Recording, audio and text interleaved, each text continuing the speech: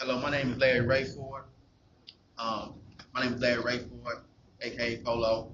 I go to the American Baptist College. This is behavioral studies. I'm dealing with African American culture, dealing with street gangs as well as black on black crime. Why we do what we do, and why we done what we done, and how we get from there to here. So let's start it off.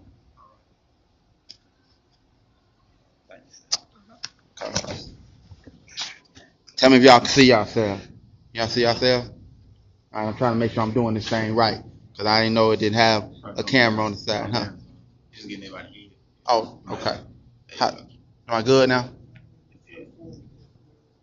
Like that? All right, cool. All right. Can you see? All right, all right. We're gonna start. I just want your name and what you did in the past. Not, I mean, just give a little bit about yourself. All right. My name is, one of my names is Waco, Swanger. I mean, I'm done legit, trying to make sure I missed Eastside Skyline Power Game. I mean, that's pretty much about it. I mean, I was looking at a 3 year sentence for aggravated robbery and possession of a firearm. Got it down to 3 years probation, 4 months time. And Pyru, that's a what kind of game? It's a blood game. Okay. All right. Well, my name is Ndume Olatushani, and I think that I just came home from spending 28 years in prison. 20 I was on death row in California, and here in Tennessee. Like I said, I just came home June 1st of last year. I think that part of what made it possible for me to end up on death row down here is some of the things that I did in the past that I was falsely accused for a crime down here.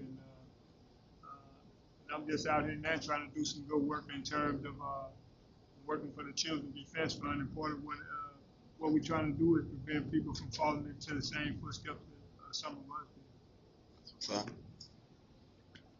My name is Reggie Ballhead Williams. I'm actually a convicted felon. Uh, I got actually convicted of 14 counts of aggravated robbery at 19. Served 11 years in prison. Released in '07. I've been out in the community now doing a lot of community youth activism.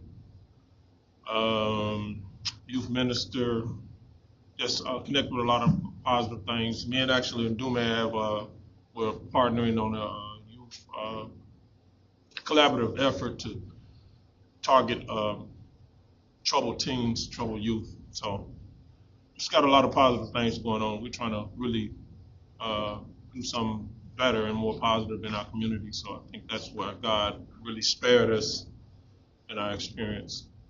So thank you. Hey, my name is Reverend Corey Osborne. Raised out East Nashville. Used to run the streets with a Treetop Pyru gang. God saved me at the age of 19 years old. Former gang member, drug dealer, robber, thief, whatever God considered was wrong, I was. But it's by the grace of God that I am saved and I'm living for Christ now. And that's what matters. And my mission in life is to get as many people to the knowledge of Christ so they may know of this love and this passion and this life that they can have more abundantly. Thank you. I'm Queontez Smooth Bleeds, better known to the streets as Killer Smooth. And, I'm an ex-gang member, gang bang, 5 years. From Cumberland View, better known as God City Projects, and Five Deuce Hoover Gangster Crip, 52nd Street in LA. And, God changed me, saved my life at the age of 18. Been working for the Lord 2 years now. I'm a minister in training. I'm a student at American Baptist College now, and just grateful and ready to spread the gospel. Just like I banged in the streets, I banged for Jesus. all right. Let me get back here to you, sir. Hi.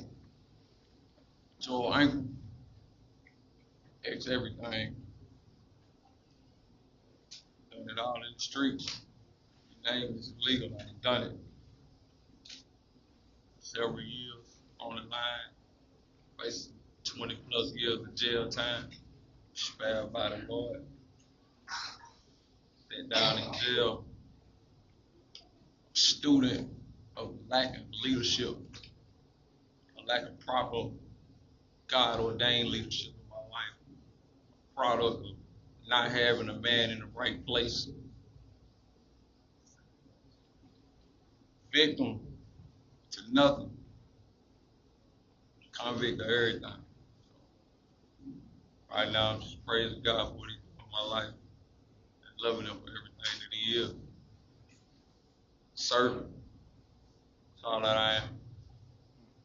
What's up? What's up? What's your name, brother? My name's Philip Johnson. I'm a gangster disciple.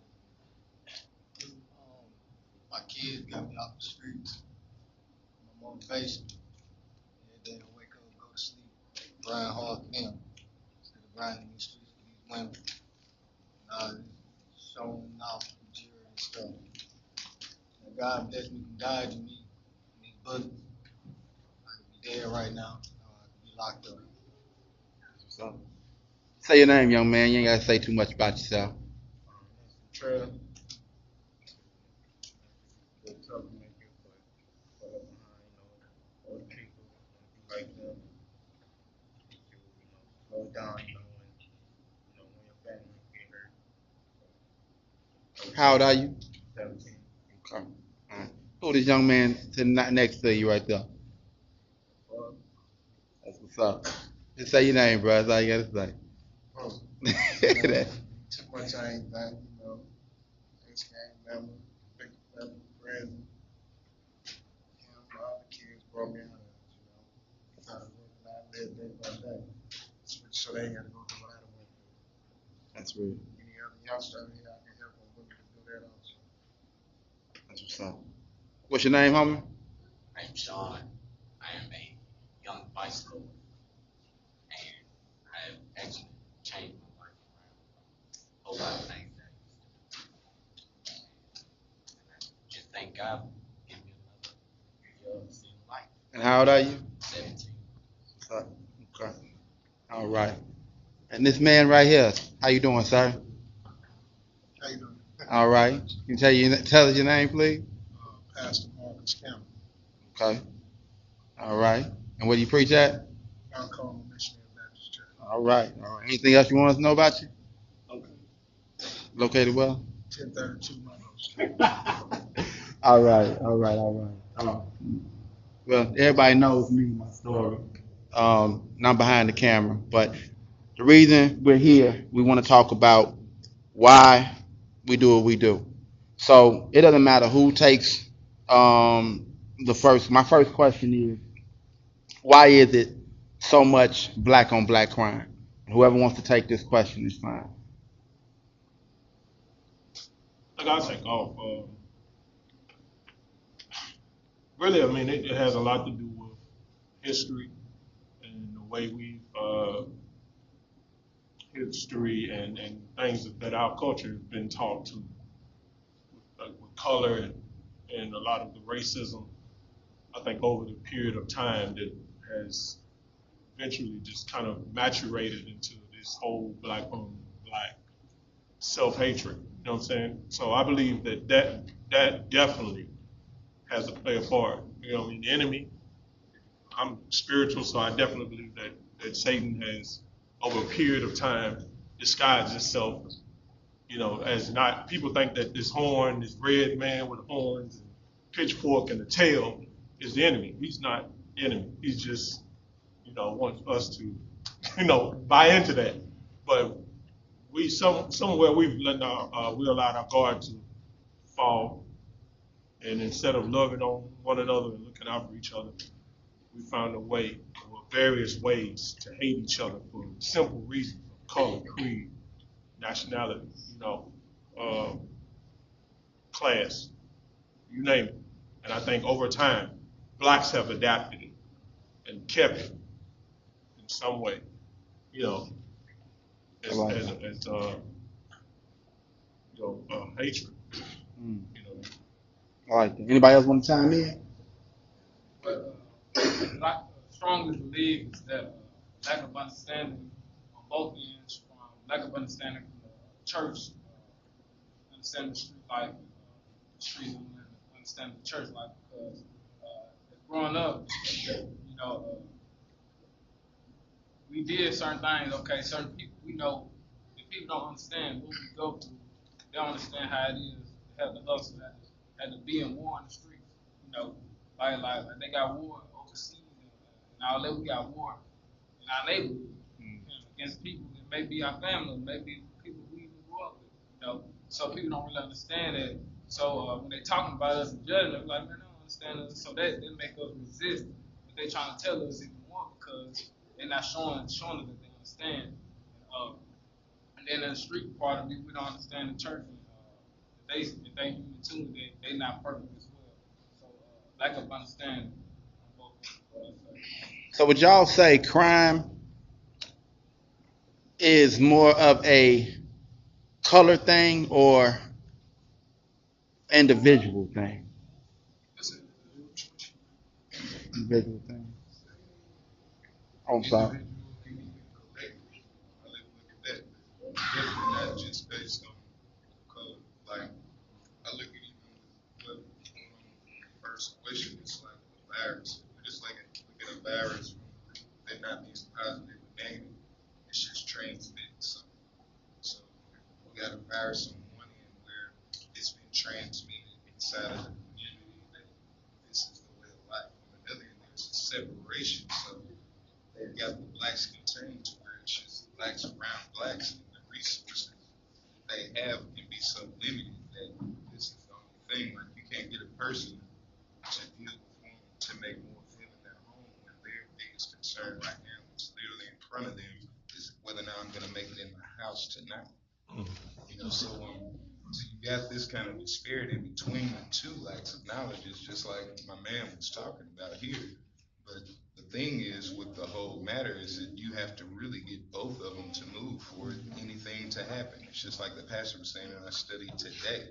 For your faith to work, you have to work your faith. So on one end, you have it where they're going to feel they're looked at a certain way because people in the church think like this, and when they're out there doing the same thing, then you got the other end of people that thinking that they're not even loved when we just really want to get to them and be able to help them.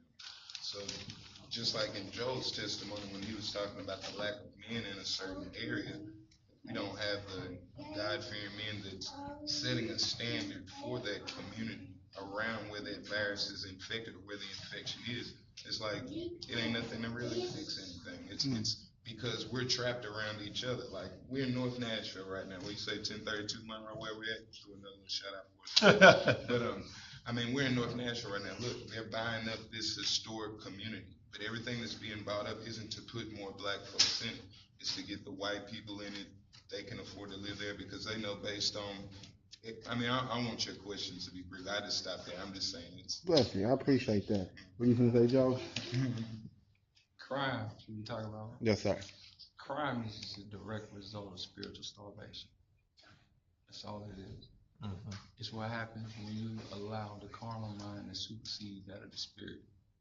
It's that simple. It's starving your spirit and obesifying your flesh. Right. It's all it is. When you have, like having a lion out of the wild and you drop it into a domesticated area, and then that lion only does what it's been trained to do for its entire existence. And it's natural. And since we're all born into sin, and the law of the land is anytime you allow that sin to get to a point where man sees it and dignifies it as out of control, then they label it crime. Because like what happens is man, I was talking to my wife about this earlier. What man does is man says, I'm gonna be God. That's what happens. We've come so far away from what we were deeply rooted in, us being the African American culture, having the strongest relationship, being the closest to God from our roots of Africa, because we all know, even I won't talk about it, but you look it up. It's in Africa. So what happens is we've got so far away from being what God called us to be. And as the African American culture, we've been breeded to rebel. Right. So nowhere in the word of God is rebellion ever rewarded. It's never been rewarded. So what happened was we came so far and got so far away from our God that man did such things as when we had the 13 colonies, when Florida was a Spanish colony, what they would do is they would take things such as freedom. And if you come so far away from your spirituality and you thinking with your carnal mind, when somebody presents freedom as a physical, in the physical form, freedom, you think, oh, I want to be free. Well, the word teaches you it's better to be enslaved in the physical and be free eternally in the spirit realm than it is to be vice versa. Right. So we just let the lack of knowledge, we lack the lack of leadership, we lack the lack of ownership, Christ being the owner of us being bought with a price. We let all of those things go by the wayside and we compromised our spirituality for things of this life and forgot who was in charge. I like that. I like that. I like that. I'm sitting here and I'm just, taking in, what everybody's saying is, and I come from it from a different, different perspective. I think that, like the young brother here just said about, or even what Reggie kind of echoed about, what the word actually teaches. I think that,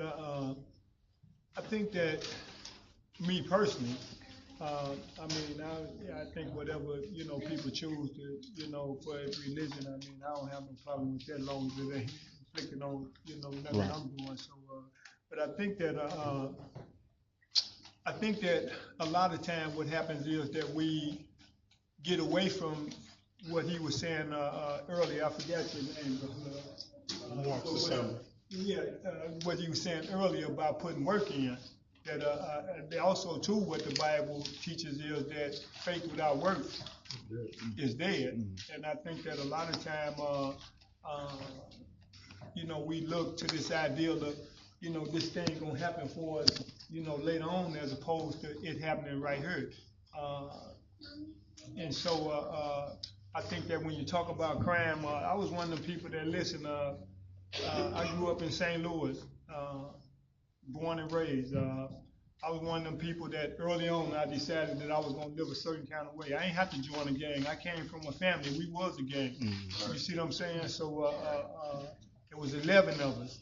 And I'm telling you, all of us been down through it. I'm talking about, I done served time in 4 states. Like I said, I just came home after spending 28 years in prison for some stuff that I was guilty of and stuff that I wasn't guilty of. But I think that, like I said, when you talk about crime, black folks, just like every other folks, we commit less than 20% of the crime that happen in this country. But when you see it reported, it's like we committing 100% of the crime. And 95 or 98% of the crime that we commit, it is against people that look like us.